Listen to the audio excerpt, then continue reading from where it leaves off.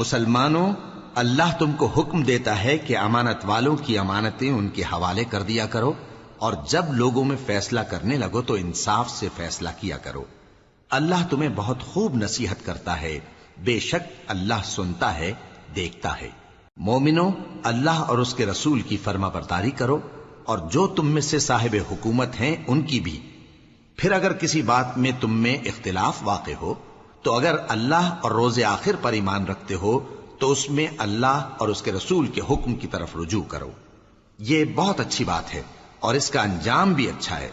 کیا تم نے ان لوگوں کو نہیں دیکھا جو دعویٰ تو یہ کرتے ہیں کہ جو کتاب تم پر نازل ہوئی اور جو کتابیں تم سے پہلے نازل ہوئیں ان سب پر ایمان رکھتے ہیں، اور چاہتے یہ ہیں کہ اپنا مقدمہ اللہ کے باغی کے پاس لے جا کر فیصل کرائیں، حالانکہ ان کو حکم دیا گیا تھا کہ اس کو نہ مانیں، اور شیطان تو یہ چاہتا ہے کہ ان کو بہکا کر رستے سے دور ڈال دے۔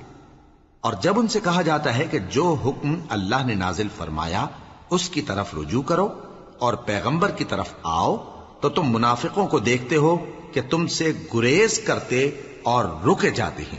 پھر کیسی ندامت کی بات ہے کہ جب ان کے اعمال کی شامت سے ان پر کوئی مصیبت واقع ہوتی ہے تو تمہارے پاس بھاگے آتے ہیں اور قسمیں کھاتے ہیں کہ واللہ ہمارا مقصود تو بھلائی اور مصالحت تھا۔ ان لوگوں کے دلوں میں جو جو کچھ ہے اللہ اس کو خوب جانتا ہے۔ تم ان کی باتوں کا کچھ خیال نہ کرو اور انہیں نصیحت کرو اور ان سے ایسی باتیں کہو جو ان کے دلوں میں اثر کر جائیں۔